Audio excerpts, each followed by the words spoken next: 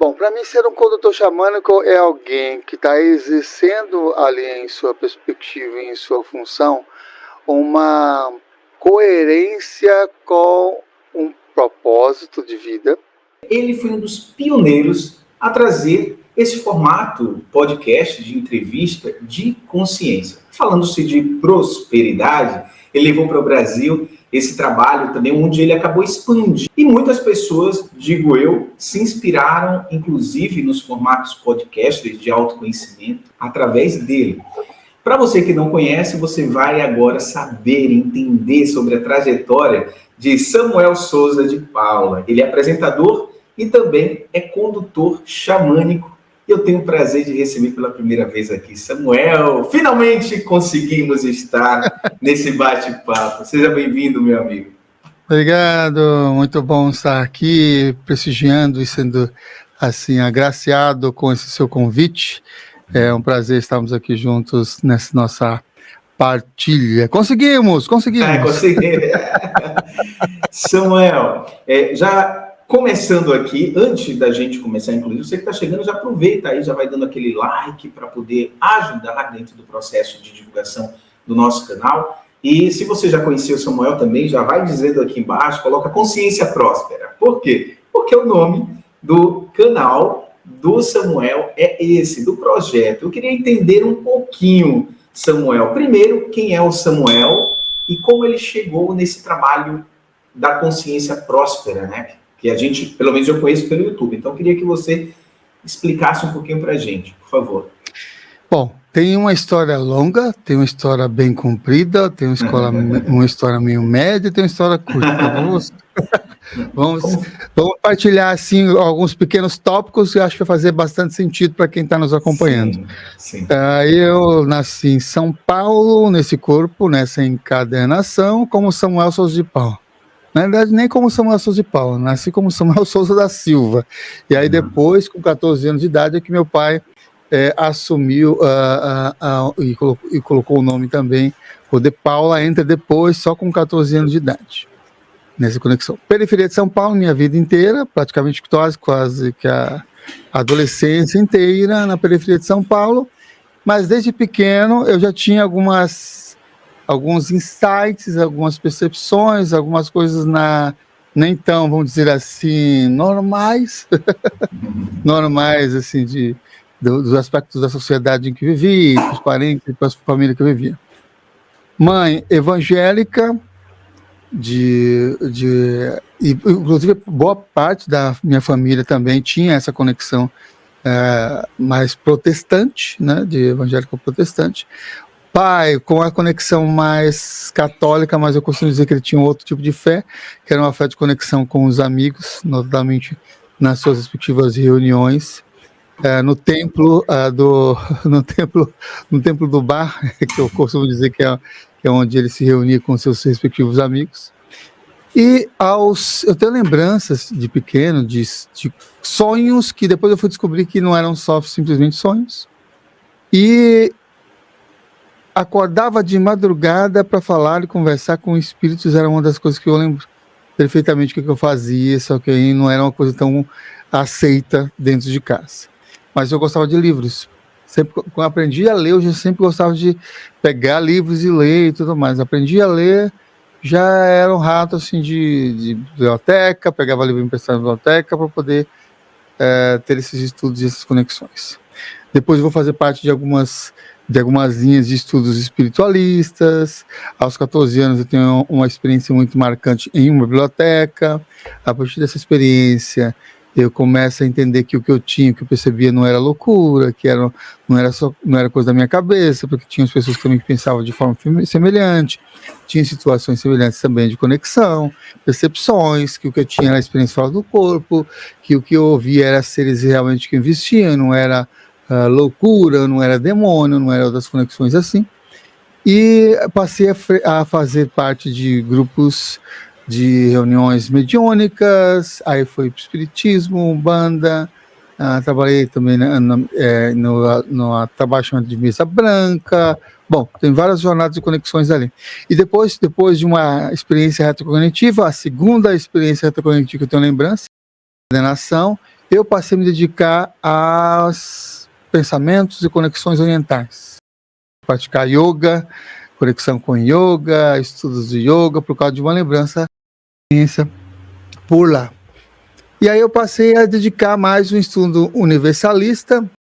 Em 1998, esse o professor Wagner Borges, T8, e aí eu trabalho no Instituto de Pesquisas Projeciológicas e Bioenergéticas até 2008. 10 anos também dedicados ali nessa partilha de conexão. Essa também essa possibilidade do consciência próxima, porque em 2008 eu vou então compartilhar várias informações, conteúdos desse meu caminho, e eu crio, desenvolvo na sala do apartamento da minha casa um grupo de estudos e práticas espirituais, pegando toda a bagagem das minhas centenas e milhares de experiências, assim, no mínimo centenas na época, centenas de experiências fora do corpo anotadas, porque anotava em diário, sonhos lúcidos, experiências fora do corpo, e fundo esse grupo em 2008, olha como é mais recente, 98 conheci o Vai, e fui trabalhar no Instituto. E aí, em 2008, eu tenho uma conexão que é assim, com esse grupo, trabalhar algo que para mim era importante, porque até então eu só falava de experiência fora do corpo, só falava de mediunidade, só falava de espírito, só falava de desobsessão, só falava de conexões mais ligadas a temáticas espirituais. Só que o que aconteceu ali nesse ano é que eu acabei arranjando uma dívida também. E o grupo era um grupo de estudos e práticas espirituais Consciência Próspera. E na sala do apartamento da minha casa, o que aconteceu? Eu atraí várias pessoas para esse grupo que tinham o mesmo desafio que eu. Pessoas com dificuldade financeira. Porque nesse ano, eu já começo esse ano de 2008 com uma dívida assim exorbitante. Pra você ter uma ideia, no ano de 2009, era mais de 100 mil reais de dívida. Era mais de 100 mil reais, de poucos, 120, alguma coisa assim, em dívidas que eu tinha. E morando de aluguel, e aí tinha todos os compromissos para ser pago e tudo mais. E várias pessoas do grupo também tinham mesmos desafios ligados à questão financeira, porque todos eles também tinham a mesma ideia, conexão de que aqui é pensamento mundano, a Terra, enquanto que a parte espiritual é a parte de conexão espiritual, é uma parte mais, vamos dizer assim, trabalha para a parte espiritual e deixa de lado as questões materiais, ou as questões de sobrevivência, ou as questões do Não dia a dia. Não se apegue à terra, né? Não se apegue à terra. Mundano e sagrado, sabe a diferenciação? Até 2008 Sei. a coisa mundana é a coisa sagrada. Mas quando o negócio começa a pegar, aí você vê que não é nada disso. E o grupo era para isso também, para mudar a minha ideia e mudar também de quem é um participante do grupo. E aí toda segunda-feira a gente se encontrava para isso, para mudar nossos padrões mentais, de conexões de pensamento, para reconhecer que a nossa experiência de vida aqui na Terra também é espiritual, não somente nos trabalhos espirituais desenvolvidos, nem no trabalho assistencial que é ali compartilhado, mas também o dinheiro. O dinheiro também é uma energia espiritual. O trabalho, como sendo outros, sem ser o trabalho espiritual específico, também é um trabalho de conhecimento, desenvolvimento espiritual. E aí o que acontecia? Como eu não tinha, por ter vivido quase que toda a minha vida até então na escassez, ideias de como é que eu poderia desenvolver um pensamento mais próspero, o que eu fazia? Eu preparava 3 aulas nesse grupo de estudos e práticas espirituais e mais práticas em cada uma dessas aulas, e tinha um convidado por mês para poder compartilhar um pouco das suas ideias de como é que ele conseguiu ser próspero, como é que ele conseguiu ter, alguns deles ser milionário, como é que ele conseguiu não ter nenhuma dificuldade financeira, como é que conseguiu ter, por exemplo, eu levei pessoas lá que aos 30 anos tinham conseguido conquistar a liberdade financeira de não precisar trabalhar, um outro de 44, eu levava sempre pessoas que tinham assim, com condições muito boas, assim, financeiramente falando, para ensinar para a gente entender como é que funciona esse processo de também ter essa liberdade financeira, de poder lidar melhor com essa energia do dinheiro e também ter uma conexão espiritual. Então, as pessoas que eu levava lá eram essas pessoas assim. O que ocorreu é que depois de 2 anos da fundação do grupo de estudos e práticas espirituais, eu e 80% das pessoas do grupo que tinha as questões de dívidas, pagamos as dívidas. Os outros não tinham tanta dívida assim, nem tinha tantas questões de finanças assim, 20% dos participantes. Então foi uma coisa muito interessante, porque em 2 anos eu paguei uma dívida para, além de 120 e poucos mil reais, eu paguei essa dívida no ano de 2010. 2010 eu pago a dívida e eu recebo um convite, inclusive, para ter um programa de TV. Aí eu fui fazer um programa de TV, só que aquele programa de TV que você é convidado a ser um programa de TV, só que você paga a produção. Então eu fui ter um programa de TV e pagava toda a produção dentro desse programa de TV. Isso aí, local? Isso era local? Onde era? Isso era uma TV que transmitia numa TV a cabo e também transmitia via streamer. Era tipo a Wow TV também, era um estilo Wow TV também. Aí você tinha um link, você entrava no link tipo de uma Wow TV, sabe? Era o canal da TV. Ela tinha uma transmissão e tinha uma transmissão também, era de coparticipe que compartilhava que era na TV aberta de São Paulo, se não me engano, assim, 2010. Porque era parceria dessa TV. Então ela compartilhava para lá. E aí eu tive 2 programas em 2010. Um às 18 horas. Por quê? Porque eu sempre fui professor, dar aulas. E o meu desafio é deixar... Professor de alguma matéria específica? De espiritualidade. Eu também sou educador, mas eu também tinha a veia de educador. Você vê que quem acompanha meus programas sabe que eu entrevisto numa didática de formando uma aula. Eu vou prestando atenção no que a pessoa está falando e vou formando uma aula. E aí, se a pessoa pega um programa, vai ver que é uma aula ali. Não é um programa somente de uma entrevista. Eu vou pegando, vou colocando no meio que um roteiro de educador e aprofundando aquelas conexões ali para instigar a pessoa a trazer essas conexões da jornada e o conteúdo. Vou pegando uns insights também na fala dessa pessoa. Só que eu sempre falei bastante nas aulas. Fora das aulas, tímido.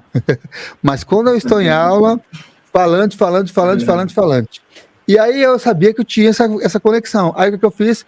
Eu lancei 2 programas em vez de um no mesmo ano de 2010. Um era o Sinais de Fumaça, por quê? Eu passava 1 hora nesse programa só falando, transmitindo conteúdo, informação para as pessoas, na temática xamânica, que eu já era condutor xamânico já há 10 anos, porque eu fui condutor em 2000. E aí, isso às 18 horas. E às 21 horas, era o programa de entrevista, o Consciência Próspera. E a minha primeira convidada foi a Monja Coen. Então a estreia foi no dia 9 de março de 2010 com a Monja Coen, a primeira entrevista. Nesse ano de 2010 também outra coisa que aconteceu interessante. Minha primeira experiência de viagem internacional longa. Fiquei praticamente 30 e poucos dias, para mim já era um gigantesco, porque eu não tinha viajado tanto tempo assim fora, e foi para os Estados Unidos em uma das cerimônias lá que a gente realizou xamânica, uma dança que acontece lá nos Estados Unidos, porque lá eu já dançava desde 2004 aqui no Brasil, e aí eu fui conhecer quem era o visionário, quem era o chefe nativo, quem era esses povos, as etnias. Visitei lá as aldeias, né, as aldeias ali que tinham ali desses povos nativos, e teve esse prazer de ficar todo esse tempo por conta de convites ali, de conexões mais xamânicas. Aí depois de 2010, até o nascimento dos nossos filhos, todos os anos eu ia para os Estados Unidos, porque virou como se eu fosse parte do staff, mas também parte da família. Então era todos os anos como se visitasse a família xamânica lá nos Estados Unidos, dos Pueblos Pícoros e dos Utras do Sul, que são as 2 etnias da qual aí sim eu tive grande conexão. Então, a partir de 2010 é que começou o programa, aí toda semana tinha um convidado. A mesma coisa que eu fazia lá no grupo de estudos, que era um convidado por mês, agora não, agora toda semana eu levava um convidado para dar entrevista. E eu mantive lá às segundas-feiras. O programa era de terça-feira, enquanto que o grupo de estudo era de segunda-feira. Sim. Trazendo conteúdos e informações espirituais e espiritualistas. E aí foi crescendo, e crescendo também o valor, porque veio alguns planos e o valor do dólar foi aumentando. Aí resolveram que a TV não ia mais existir, em parceria também com a TV lá, a Beta também não ia mais existir. Eles estavam se dedicando também para outros programas da TV numa rádio, que era da Rádio Mundial na época. E aí resolvi eu comprar os equipamentos e depois virar YouTube, e para transmitir os programas para o YouTube. E aí até ficou mais acessível, inclusive financeiramente, depois que eu comprei os equipamentos para a transmissão. Porque eu comprei o equipamento, só que aí eu comprei o equipamento, mas não tinha a transmissão ao vivo mais. Era gravado. Era como esse programa que você está fazendo aqui, gravado, né? Era gravado, e aí eu gravava nos respectivos lugares. Então eu viajei durante muito tempo o Brasil inteiro, levando a minha câmera, que era uma Sony, né? NX5. E eu levava no carro e dirigia e ia em busca dos convidados para fazer as entrevistas. E atualmente são mais de 1.000 convidados que já passaram no programa, compartilhando suas experiências, seus conteúdos, suas informações, inclusive você, né, que você já passou também no programa, conteúdo também na TV Consciência Próxima. Então, mais de 1.000 pessoas já passaram por lá e tem bastante, a pessoa dá para maratonar lá de conteúdos na TV Consciência Próxima, e é sempre um prazer estar lá na TV. E uma novidade é que, além das entrevistas que a gente faz, por conta das pessoas não saber o que eu faço, não saber que eu dou aulas de sabedoria dos povos, de conexões taoístas, de conexões egípcias, de conexões africanas, de conexões andinas, de conexões celtas, xamânicas toltecas, xamânicas, puxa vida, uma diversidade de caminhos xamânicos, de ter lançado 3 livros, entre eles o próprio Práticas Bixamânicas, que é esse daqui que eu vou até mostrar para vocês, que é o 3º livro que a gente lançou, que é o Práticas Bixamânicas. Esse aqui é fácil, se tiver em Portugal, inclusive, encontra esse aqui. Brasil inteiro, em várias livrarias, você encontra. Essa está na 3ª ou 4ª edição. É a 2ª reimpressão da 3ª edição.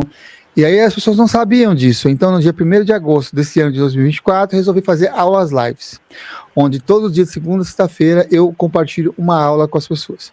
Segunda-feira na temática de prosperidade, que é essa temática que honra aquele grupo de estudos de prática espiritual que eu falei, que lançou, teve a sua estreia no ano de 2008. Nas terças e quintas-feiras são temáticas do universo espiritual. Nas quartas, xamanismo, e nas sextas-feiras, experiências fora do corpo.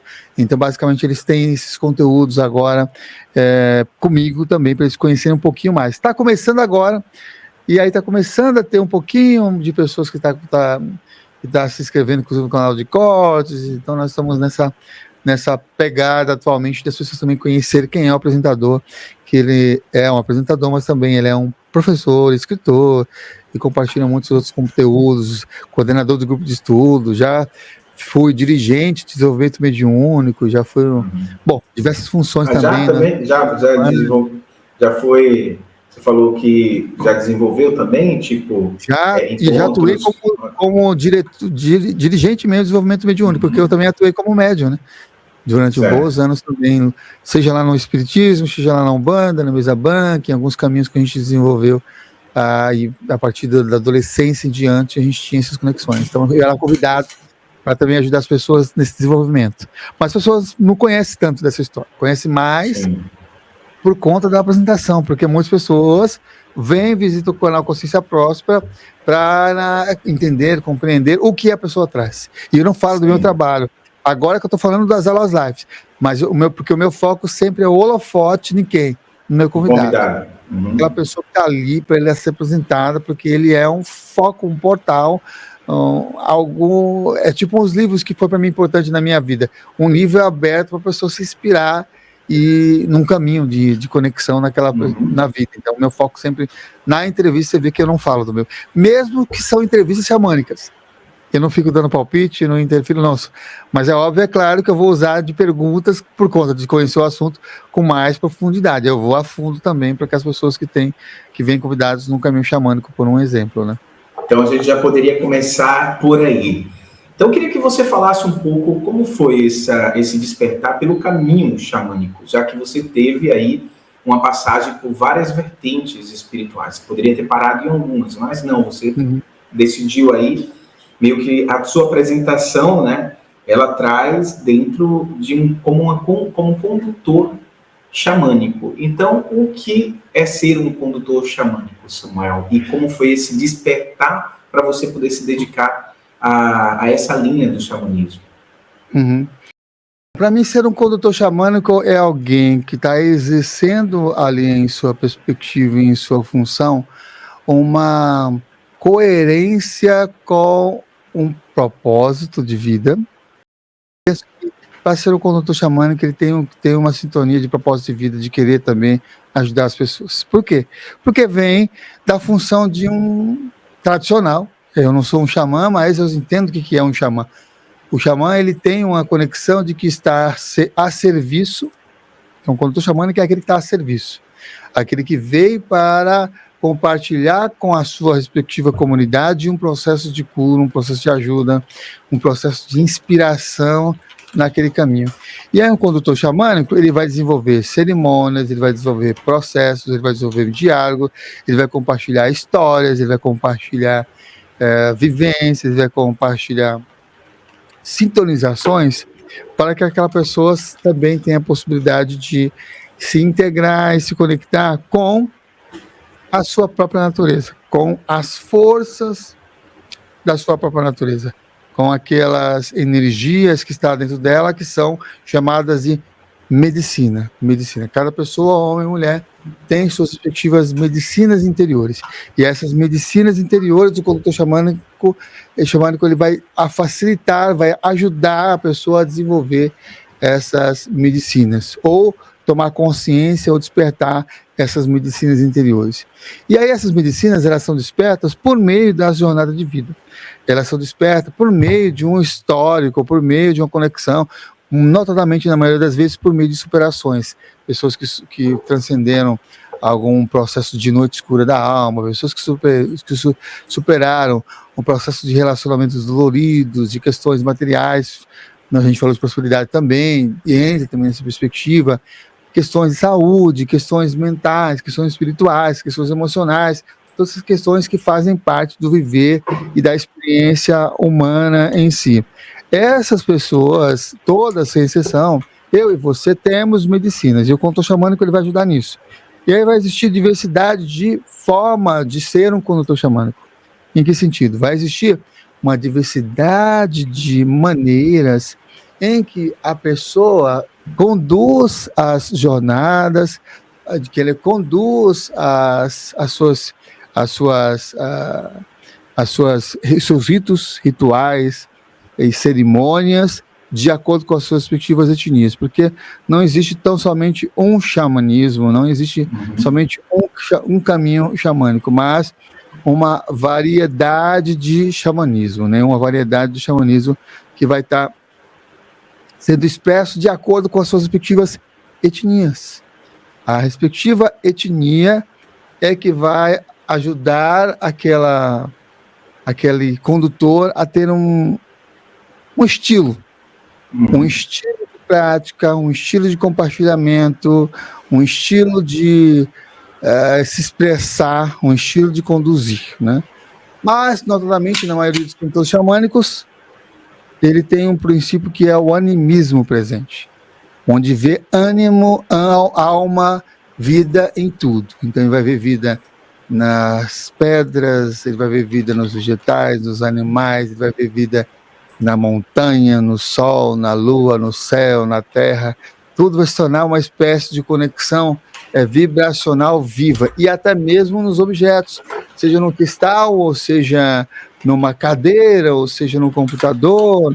Tudo isso vai se tornar com expressões de vida, então vai se tornar uma expressão de anímica, vai ter um animismo, vai ter um ânimo, vai ter uma animação. É por isso, inclusive, que, como exemplo prático para isso, você vai ver que quando você divide o carro com outra pessoa, que o carro ele vai se comportar de uma determinada maneira. Se você divide um carro com a sua companheira, ele às vezes só quebra com você, ou só quebra com a sua companheira, porque ele tem um ânima nessa perspectiva xamânica. Ou o computador, trava. O técnico vai, senta em frente ao computador e funciona. E enquanto que você, quando está em frente ao computador, só fica dando umas travadas, porque a relação anímica sua com aquele objeto ou com aquela forma que ali está junto com você. E é essa perspectiva que pode parecer um tanto quanto louca, mas tem uma explicação lógica de interações energéticas. Uma roupa que você veste, ela tem também essa conexão energética, da qual você vai, imbuído dessas relações, ter também uma ação junto a essa roupa, e vai ter um efeito, vai ter uma conexão, vai ter uma vibração. E se uma outra pessoa pega e veste aquela roupa, poxa vida, você vai sentir que aquela outra pessoa também vestiu aquela roupa, vai perceber que alguém interferiu naquela energia. Alguém interferiu naquela energia. Então, tem muito dessas conexões assim de trazer esses princípios. Agora, uma coisa interessante. Normalmente, os condutores xamânicos, eles são atribuídos também como papel de curadores, né? É isso que eu ia perguntar. O que faz um condutor xamânico? Uma das funções é de curador. Certo. Que tipo de cura, Samuel? Vou perguntando aqui, como público perguntando, tá? Então, que tipo de cura? Curador é uma das funções, outra é líder de cerimônia, outro é ser líder de comunidade para inspirar outras pessoas, outra resoluções de conflitos, então tem várias formas.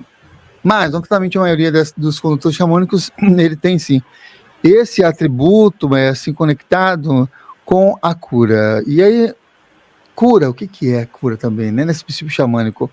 Na realidade, é uma autocura, porque a cura, nesse princípio xamânico, ela só é alcançada através do amor. E amor é cura nesses caminhos xamânicos. E aí, o tipo de cura que o xamã ou o condutor xamânico traz em seus respectivos trabalhos. Ele vai atuar, muito das vezes, nos 4 aspectos principais, que inclusive são referentes à própria roda de medicina, às próprias rodas das direções, que é uma cura física, uma cura emocional, uma cura mental e uma cura espiritual. Curar é o oposto de julgar. Qualquer sistema que traz um processo de despertar essa autocura, que tem o julgamento como sendo ali o cerne dessas partilhas de consciência, ela perde a eficácia, vai cedendo ali ao impulso do julgamento e do julgar, e acaba por perder a força, né? Então, uma das coisas que faz com que o processo de cura, que é um dos papéis exercidos por um condutor xamânico, perde força e energia, é esse julgamento. Então, a maioria dos condutores xamânicos, ele meio que vai não julgar, ou vai entrar no estado de não levar os seus preconceitos ou julgamentos em cima daquele processo de cura, que a pessoa está ali disposta, disponível também a passar por uma jornada desse estilo e dessa perspectiva. E outro ponto também, onde existe ansiedade, não pode existir amor. Quando tem ansiedade, você está fora da presença, e fora da presença você não consegue trazer essa conexão com a cura ali daquela pessoa, ou melhor, a autocura que vai despertar ali naquela pessoa. Para os kahunas, eu estou dizendo que o condutor ele vai ter seus respectivos estilos, então etnias vão ter suas formas também de lidar com o processo de cura. Para os kahunas, saúde é a própria expressão de energia abundante. Tudo a ver, inclusive, com consciência próspera e com esse projeto que a gente desenvolve, né? Que é uma palavra que eles usam, que é erro. Erro é energia abundância. Uma pessoa com pouca saúde significa que ela está sofrendo de fraqueza. Fraqueza para os kahunas. Kahunas são os guardiões dos segredos. Você vai ver eles ali no Havaí, né? Mantendo ali uma tradição no Havaí de conexões. Então, fraqueza é pak. Pak é a pessoa fraca, não tem esse erro, essa energia, essa abundância de energia. Falta energia, ela se torna desanimada. E aí é um ponto interessante, porque para a visão xamânica, existem 3 formas de você ficar doente. 3 formas que faz você ficar doente. Primeira delas é um enfraquecimento do seu ovo luminoso, que é muito conhecido, reconhecido em outros caminhos de estudos bioenergéticos e energéticos em si, como sendo o campo áurico. O campo áurico, para algumas tradições nativas, é chamado de ovo luminoso. Por quê? Porque eles percebiam como sendo aquele campo áurico, como sendo um ovo. Então, é um ovo luminoso. Então, a primeira situação que faz com que a pessoa fique doente é furo nessa tela do ovo luminoso, furo no ovo luminoso, aí entra o que? Energias intrusas, energias estranhas. E ao entrar essas energias intrusas, essas energias estranhas, o que é que pode ocorrer? Pode ocorrer de aquela pessoa ficar doente ou propenso a algum vírus, alguma conexão de doenças contagiadas transmitida pelo ar, seja afetado, ou mesmo até esse enfraquecimento criar doenças com princípios emotivos e emocionais também ali no seu campo energético, no seu campo áurico. E nesse processo e nesse caminho do enfraquecimento desse ovo luminoso, é antecipadamente percebido, né? Então, quando você vai numa sessão ou quando você vai numa roda de cura, normalmente os condutores xamânicos já percebem onde é que estão esses furos, onde é que estão essas rachaduras energéticas, e aí vai focar também nos trabalhos ali da roda de cura para um processo de resgate, de conexão com essas forças energéticas da própria pessoa, né?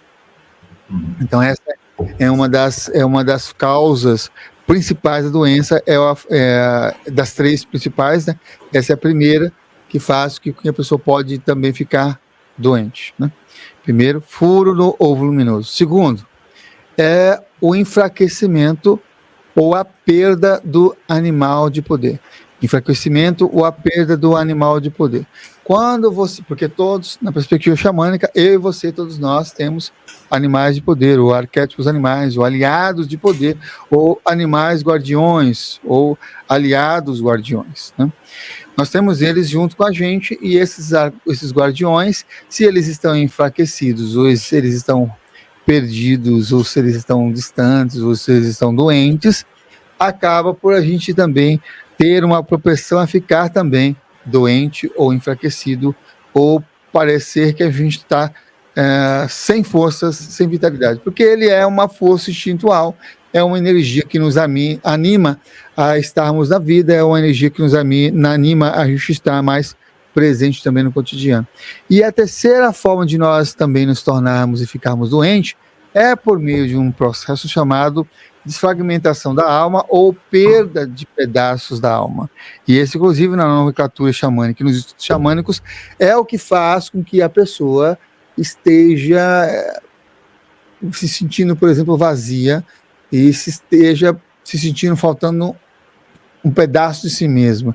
É uma das conexões mais graves também dessas três que eu compartilhei, porque às vezes a pessoa perdeu a alma num processo traumático, pode ser algum tipo de abuso, pode ser um acidente de automóvel ou qualquer outro tipo de acidente, pode ser um grande susto, pode ser uma doença, alguns processos que podem estar gerando, na verdade, essas perdas de alma, ou até mesmo perda de pequenos pedaços de alma quando você está vivendo uma vida que não é condizente com a sua própria alma. Então, nessa perspectiva, as perdas de alma, elas fazem isso. Elas fazem com que a gente fique o quê? Desanimado, sem alma, perdendo pedaços dessa alma, né? E isso é muito grave, porque a pessoa parece que não está ali.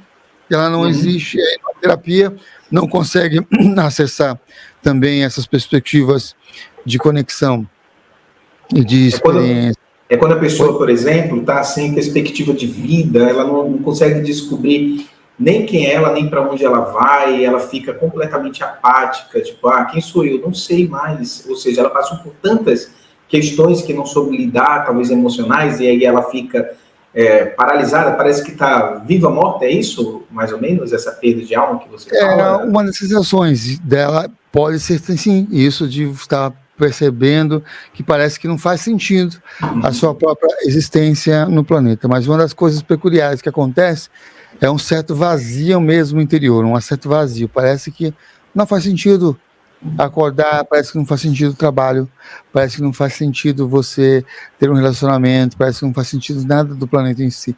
Então, parece que perdeu tanto grandes pedaços de alma que fica nessa perspectiva de vazio. É fácil a gente entender nas questões de relacionamento. Quando você termina um relacionamento, quando a pessoa termina um relacionamento com outra pessoa, sentir um vazio no peito. É uma sensação semelhante a essa da perda do vazio do peito. Inclusive, relacionamentos pode também causar, o término de relacionamentos pode também causar essa perda desses pedaços de alma. Mesmo uma perda de relacionamento aqui no cotidiano, seja uma pessoa que desencarnou, que era seu companheiro, companheira encarnada, e aí se sente esse vazio no peito. Pode gerar também isso. Agora, já encontrei casos de pessoas que, no decorrer de toda a sua vida, ela sentia que não estava vazia. Aí, quando a gente foi fazer o resgate de alma, percebeu-se que veio de uma vida anterior, que ela veio empurrada para uma encarnação aqui neste planeta e não se sentia presente e sentia falta de um outro aspecto, saudade de não saber o quê, e ao mesmo tempo a saudade era tão intensa que ela não queria estar presente aqui nesse planeta, e era um vazio. Durante quase que toda a sua vida ela se sentia apática, em ondas mais baixas de energia, triste muitas das vezes, e na maioria dos casos também, quando a gente está com perda de alma, tem uma grande tendência também a entrar num processo de depressão, num processo de que parece que as coisas estão muito complicadas e que nada faz sentido também, e há muita tristeza, e esse vazio vai se ampliando e vai se formando realmente um estilo de comportamento na vida, e para essas pessoas acabam tendo muita dificuldade. Até mesmo os processos terapêuticos não surte tanto efeito, porque falta o quê? Pedaços da alma da pessoa que saíram dela, que não estão presentes com ela não está completa, na sua alma não está completa. Tem como resgatar isso, Samuel? No caso, a pessoa, você encontra muito no processo terapêutico isso da pessoa, é trabalho, né? Fazer a pessoa ativar o quê? A vitalidade para poder resgatar tudo isso? Como que é? Existe uma diversidade de práticas que você faz para o resgate dos pedaços de alma. Um deles é a própria pessoa, através do intento, da sua conexão de intenção, de trazer de volta, puxar para si mesmo todo e qualquer pedaço de alma que porventura tenha perdido, traz de volta. Eu estou chamando, estou conectando e trago isso. Isso, quando são pedaços de alma que são, vamos dizer, não são tão profundos normalmente, mas que são pedaços de alma que são significativos, porque tudo aquilo que é nosso é significativo e que a gente tem que trazer de volta, que a gente pode estar perdendo em diversas situações. Por exemplo, ela vai estar num trabalho e às vezes ela se sente muito cansada na própria segunda-feira, que é o primeiro dia de trabalho dela. Por quê? Porque quando ela entrou no trabalho, tinha uma filosofia de empresarial naquele trabalho que retratava uma filosofia que lhe agradava a alma, mas quando chegou lá, a relação com a chefia, a relação com outras pessoas, fizeram com que ele visse que não era tudo aquilo que a pessoa imaginou em si. Aí acaba que ela fica muito cansada, e aí vai arcando com o que o chefe manda, e o que o chefe manda não é exatamente aquilo que ele gostaria que fizesse, porque está de acordo com a sua moral, com o seu pensamento, com as suas ideias em específica. E aí o que acontece? Ela acaba perdendo realmente um pedaço de alma e acaba vivendo ali naquele trabalho durante uma série de tempos. Por quê? Por conta do motivo da subsistência, da sobrevivência do corpo naquele plano, naquele momento. E aí não larga o trabalho, vai deixando de lado os valores da sua própria alma para seguir os valores daquela empresa que não é condizente com aquele valor da própria alma da pessoa. E aí os processos de resgate de alma pode ser para resgatar situações traumáticas que ele pode estar vivenciando. Aí tem também. Esses pode ser que consiga resgatar a própria, outras são com um auxílio de terapêuticos xamânicos, ou terapias xamânicas, ou bioxamânicas, que vai trazer esses pedaços de alma de volta àquele corpo daquela pessoa. Aí é uma cerimônia que dura mais ou menos, é um tema mais relativo, mas em média uma hora um pouquinho, uma cerimônia para trazer esses processos de resgate. Mas ela não para ali naquela cerimônia. Ela tem uma duração mínima de apoio e cuidado de 21 dias, e depois de 21 dias tem que ter uma devolutiva também daquele que exerceu o papel de condutor xamânico daquela cerimônia de resgate de alma. E essa é uma cerimônia milenar, que os povos nativos, os povos originários realizavam sempre que a pessoa saía do seu trilho, saía do seu rumo, saía da sua conexão, para voltar de volta. E tem tudo a ver com isso que você falou. A pessoa não encontrar sentido, não sair sentir conexão de uma vida e de uma experiência no cotidiano. Então, E a pessoa sente, às vezes na própria hora onde ocorre um sopro, que é um sopro do retorno ali da alma que voltou, do pedaço de alma que voltou, e os pedidos daquela alma também que voltou. Às vezes ali na hora direto, às vezes é nos 21 dias, às vezes é depois, mas dificilmente a pessoa passa incólume numa dessas cerimônias de resgate de alma. E eu tô falando, puxando assim a pera pro meu lado, né? A pera porque eu tenho uma alimentação restrita. Por outras pessoas iam falar, não, tá puxando a sardinha pro meu, né? Assim que fala? Não, Sardinha, eu puxo a pera pro meu lado. Tem que puxar mesmo, porque afinal de contas, se a gente não valorizar nós mesmos, quem vai valorizar? Se a gente se valoriza, ninguém vai dar o valor. Então comece por aí, tá tudo certo. No caminho xamânico tem várias práticas também diferentes. Uma das que eu mais gosto nos caminhos xamânicos de práticas de resgate de alma são a chamada a canoa dos espíritos. A canoa dos espíritos. Porque é uma cerimônia de resgate de alma coletiva, onde está o condutor xamânico, aí está o cliente ali dentro da barca, do barco da canoa dos espíritos, tem as pessoas que estão ao redor formando aquele barco, aí pode ser pessoas convidadas, aquele cliente, aquela pessoa que vai passar pelo processo, ou pessoas que nunca se viram e vão formar aquela barca, aquele barco do espírito, aquela canoa do espírito. E aí acontece uma jornada onde nós vamos para o mundo, na verdade tem três perspectivas de mundos, né? Na visão xamânica, tanto o mundo inferior, quanto o mundo intermediário, quanto o mundo superior, nas viagens e jornadas que são realizadas. Tudo ao som do tambor. Aí tem canções de som do tambor. O condutor vai deitar do lado daquela pessoa e vai entrar numa jornada. E ele vai entrar numa jornada e é guiado pelos aliados de poder, pelos guardiões. Ele vai em busca do quê? Dos pedaços de alma perdidos daquela pessoa.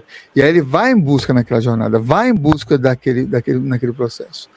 O tempo a gente tem uma média de uma hora e pouquinho também desse processo de busca e retorno com esses pedaços de alma. E às vezes ocorre que na hora do sopro tem uma perspectiva muito, muito interessante. E também os parentes, que são aqueles que formaram essa canoa dos espíritos, pessoas que estavam ali representando, têm percepções, visões, às vezes, semelhantes à do próprio condutor, porque o condutor ali volta da jornada e vai relatar o que aconteceu, que alma que ele trouxe, qual o pedido da alma, aí depois vai pedir para as pessoas que quiserem falar também, compartilhar o que é, o que percebeu, e depois o cliente é a pessoa o último que fala, para não ser influenciado, inclusive, pela fala daquela pessoa, né? Pela fala com que ele está compartilhando. E eu tenho muitas experiências, centenas e centenas de resgates de alma. Eu estava falando ontem para um grupo de formadores assim, do Terapias Xamânicas, que é essa turma de 9 meses que faz os estudos das terapias xamânicas, que teve casos assim que até eu me espantei de tão efeito interessante e positivo nessas cerimônias de resgate de alma. Que é simples, uma cerimônia muito simples, mas que tende a trazer conexões, forças, energias bastante profundas. E ao trazer essas energias bastante profundas, a gente vê também os efeitos profundos também no caminho, no trajeto e na vida daquela pessoa que se predispõe a fazer um resgate como esse. Mas eu não vou parar nisso, porque não só o xamanismo também tem formas de resgate de alma. Se você for ver, a apometria, que é muito mais recente a técnica, porque o resgate de alma é uma técnica xamânica milenar. Tem algumas décadas a apometria, e aquilo que ocorre na apometria também não deixa de ser um resgate de alma, porque eu já vi percepções interessantes na técnica de apometria, que é trazer pedaços de alma daquela pessoa e ficar mais inteira. Modifica o quê? Protocolos. Às vezes em terapia, com diálogo, volta também pedaço de alma. Às vezes num trabalho com biodança, volta pedaço de alma. Às vezes quando você próprio toma consciência por meio de uma formação que você desenvolve terapêutica de imersiva, você também volta para o pedaço de alma. Então tem uma afinidade, às vezes um processo de desobsessão, um processo de trabalhar em conexões com desafiantes do seu viver, da sua vida, também volta ao pedaço de alma. Então tem uma infinidade de formas também de você encontrar. É que eu gosto, aprecio essa, que é um caminho xamânico que há mais de 24 anos eu venho compartilhando, venho desenvolvendo, ensinando as pessoas também a fazerem esses resgates de alma. Samuel, dentro desse processo, né, você falou que a ansiedade, eu até anotei aqui, né, a ansiedade, ela trava, né, a presença, e que o xamanismo, dentro desse processo, ele trabalha, né. A gente vê que o mal do século é a ansiedade, né, tanto se fala agora, né, do TDAH e todos esses processos psíquicos. O que o xamanismo em si está dentro do conhecimento auxiliando? É meio que uma retomada com as tradições, com o passado, com a natureza? Como é que o xamanismo trabalha esses pontos? Na maioria das vezes, esses processos de ansiedade, a pessoa não está no seu presente e não está caminhando a sua palavra, não está caminhando o seu propósito e não está caminhando com plenitude. O seu coração, ele não está nem pleno, nem límpido, nem forte e nem saudável. Então, essa ansiedade é você estar vivendo no futuro e muitas das vezes conectada com uma miragem ou conectada com um anseio que não é real. E aí você não vive aquilo agora. E aí a maioria das cerimônias e a maioria da reflexão das povos originários volta para o presente, coloca o pé no chão, traz o enraizamento de você com você mesmo, traz aí a força de conexão que você herdou dos seus também ancestrais, porque também tem outra conexão ligada a esse processo xamânico. Na visão xamânica, você tem 3 tipos de ancestralidade que são muito fortes e conectivas ali. A ancestralidade sanguínea, né, a ancestralidade genealógica, que é essa herança de sangue, essa herança de pai para filho, de avô para neto, essas heranças que a gente vai herdando através do nosso DNA. E aí vai ter valores, né, valores que são ali também presentes de conexões nessa perspectiva da genealogia. Linguagem, a forma como a gente se comunica, trejeitos, a forma que a gente pensa relacionada a algumas coisas são heranças também nessa linha genealógica e sanguínea também, que pode estar transmitindo também. Padrões, né? Padrões de comportamento que pode ser também inclusive identificado através aí do DNA, tem muitos estudos que vão mostrar sobre isso também, sobre essa perspectiva. E aí tem essa ancestralidade genealógica, de pai, de mãe, tem esse sobrenome e tudo mais. A outra ancestralidade é a ancestralidade anímica. Lembra que eu falei do animismo, de conexão com todos os seres? Essa ancestralidade anímica é o ânimo dos elementos. Você é um com os elementos modeladores da vida através da essência que eles existem. Então, os anímicos modeladores da vida são fogo, água, terra e ar e todas as conexões que se representam, por exemplo, na natureza. E aí esse aspecto também é bem importante também nos caminhos xamânicos. Primeiro, honrar a sua linhagem de conexão ancestral genealógica. A segundo, honrar esse aspecto de ancestralidade anímica, os seres da natureza, e honrar a própria natureza, porque senão também você vai ter o desânimo, ficar sem alma, desanimado. E a terceira forma de ancestralidade é a ancestralidade espiritual, que é reverenciar as forças das divindades, as forças arquetípicas ancestrais do mundo. E isso tudo tem a ver com também os amparadores e outras conexões invisíveis. Isso tudo está presente também nessas tipos de ancestralidade, que tem a ver com essa questão também. Todas essas ligações com esses seres é para trazer a pessoa para o presente, não ficar lá longe, no futuro, e no futuro, inclusive, que não aconteceu e que nem pode acontecer do jeito que você imaginou, porque você está colocando muito para o lado negativo. E também no positivo também pode não acontecer também de tal forma, mas quando você tem um intento de você estar vivendo aqui presente no dia a dia, você tem uma propensão maior de você estar num aspecto de cura, porque você tem consciência. Quando a gente viu e falou lá dos kahunas, de que quando você está saudável, você tem energia abundante, você tem erro, então você não está nessa fraqueza, você está assimilando um conteúdo na sua vida e vivendo ela inclusive com os ancestrais, num estado de aloha, que está no estado de além de amor, né? Uma partilha de energia, de conexão, ou liga de todos os seres, né? É isso que o aloha também traz, também nessas conexões kahunas, né? Uma energia abundante, erro é um dos aspectos também dessa conexão. E não deixa de ser também, nessa nossa vida, nossa experiência de vida, que as iniciações que nós passamos, porque também não é só momentos legais, gratificantes, maravilhosos, que acontecem no nosso dia a dia, em nossa experiência de vida. E viver na ansiedade também não é uma coisa legal, bacana. Você quer realmente ter e ser uma pessoa plena. E realmente a ansiedade é um dos males do século. Ela, junto com a depressão, praticamente 80% da humanidade, nas últimas estatísticas que tem feito, inclusive na época do processo pandêmico, traz muito disso, do aumento absurdo, inclusive o Brasil sendo um dos rankings também de grande incidência da ansiedade. Nas práticas xamânicas, uma das mais simples é pé no chão. Ah, mas eu moro em apartamento, o que eu posso fazer para isso? Utilize a conexão da ancestralidade anímica.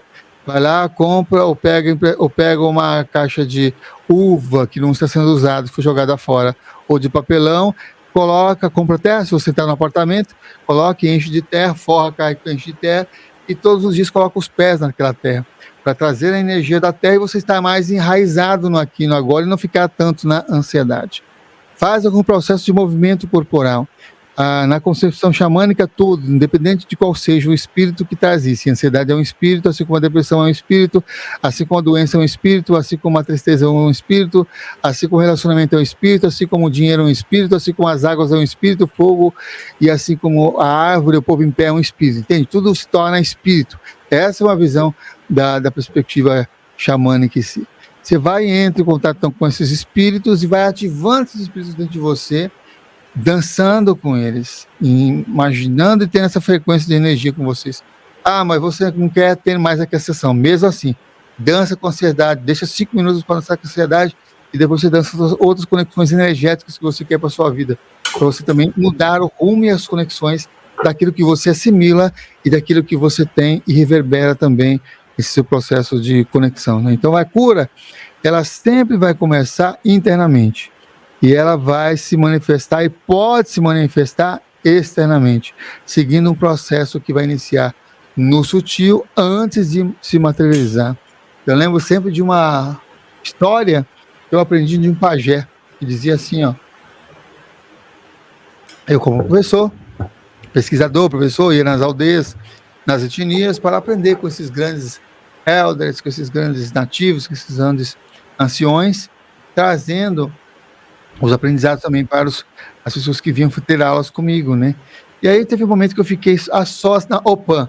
A Opã é a casa de rezo, uma casa sagrada, é um templo às estações do Piguaranice. E eu estava junto com esse pajé, e esse pajé estava lá disponível com o seu o seu apité, né? O seu cachimbo. E aí ele estava lá fumando seu cachimbo, eu cheguei e parei agora, vou pegar minha cadernetinha, minha caneta, arrumei assim meu óculos e falei para ele assim, poxa, pajé, aproveitando esse momento, eu queria fazer uma pergunta, eu perguntei para ele, o que é doença? Olha aí, voltando àquele princípio que a gente colocou, o que é doença, né? Para esse pajé, ele fez o seguinte, ele olhou nos meus olhos e continuou a baforar lá o seu cachimbo. E ficou um tempo lá, eu com a caneta e a caderneta na mão, para tentar anotar o que é essa resposta que ele ia trazer. Quando eu relaxei, acho que ele não vai me responder, vai ficar fumando aí, né? Vai ficar pitando ali no cachimbo, não vai responder nada. De repente ele volta e fala assim, ó, olhando nos meus olhos, doença é doença. E ele continuou fumando, eu falei, caramba, meu. Agora ele vai continuar fumando de novo e vai esperar fazer um outro tópico de pergunta, alguma coisa assim, né? E ele ficou, parecia que fazendo um estado de rezo de prece mesmo, né? E aí depois de um tempo falou, doença é doença. Mas lá no povo branco não tem o trem? Doença, quando chega no corpo físico, é como se fosse a última estação. Foi uma das coisas que eu aprendi aqui, Pajé. E é isso, a gente passa primeiro pelas outras estações no sentido de corpos, né? Nós temos diversos corpos sutis, e quando chega no corpo físico, é aquele corpo que vai expressar aquele espírito da doença, nessa perspectiva aí também, para os povos tupi-guaranis, né? Doença é doença, então ela está mais, quando chega no corpo físico, quando chega ali, ela é a última estação. E minha obrigação como pajé, ele me explicando, é fazer a doença seguir o seu rumo. Ou a doença sai daquele corpo daquela pessoa e ela volta a ter saúde, ser saudável, ela volta a ter um erro, né, uma energia abundante na vida, ou a pessoa desencarna com a doença. Então, em ambos os casos, o pajé tem sucesso. É o que ele explicou também lá. E tem uma lógica também nessa conexão. Mas para o pajé, o que é mais legal, o que é mais conhecida, é o grande sucesso que ele tem de estar passando esses espíritos, encaminhando esses espíritos da doença para outras dimensões. Isso é muito interessante, né?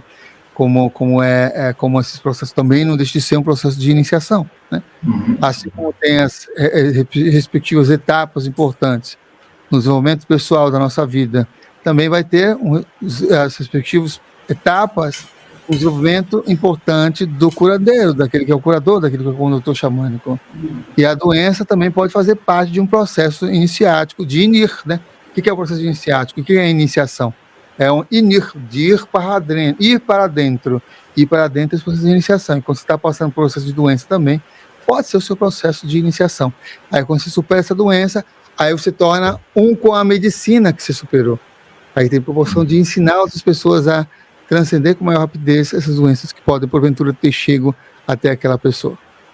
Todo xamã, ele utiliza das medicinas da floresta, como a ayahuasca, a jurema, rapé, sananga, entre outras medicinas que são típicas, ou não necessariamente, Samar? Cada etnia e cada povo tem suas peculiaridades em relação às suas próprias medicinas, né? Existem medicinas que são muito condizentes com os povos da floresta mesmo, e suas relações com aquela energia, com seus aliados e com suas forças, né? Existem outros que não se utilizam dessas medicinas para ampliar a sua consciência. Tem alguns caminhos que se utilizam, por exemplo, da medicina do tambor. Não necessariamente uma medicina expansora, ou no caso, enteógena, mas o tambor ele vai criar e vai gerar a batida de 120 a 170 batidas por minuto, vai fazer com que aquela pessoa entre num estado diferenciado de consciência. Entra num estado onde ela vai navegar em outras realidades, nas zonas cósmicas, no mundo espiritual, nos vários processos de ampliação consciencial por meio do som. O tambor é uma das formas que eu mais aprecio, que eu mais gosto nos caminhos xamânicos. Mas isso não quer dizer que eu não tenha tido e participado de experiências e cerimônias no mundo inteiro com diversas medicinas. Então, cada medicina tem seu poder, sua conexão. Você já fez? Todas elas. Em sua grande maioria, sim, tive experiências de conexão, né? Você falou da sananga, a sananga que você vai sentir muito lidar com processos de raiva, porque ali é um processo também de você... É um colírio, né, que vai pingar nos olhos, né, e que você vai lidar com essa perspectiva de emocional muito forte do espírito da raiva que vai para fora, porque arde absurdamente. Parece que não vai passar, então tem essa conexão assim, mais física dessa percepção ali da sananga, trazendo essa conexão, e quanto mais raiva e rancor você tiver, mais arde. Se você não tem tanto, arde menos, mas sempre vai arder um tanto. Essas conexões. É um trabalho para a raiva, é um trabalho também para o processo de visão física também, porque ele começa inicialmente para enxergar no escuro. Inclusive, uma das nomenclaturas de um xamã é aquele que enxerga no escuro. E aí eles pingavam o colírio nos olhos sananga para enxergar no escuro, porque ele conseguia ver o que também?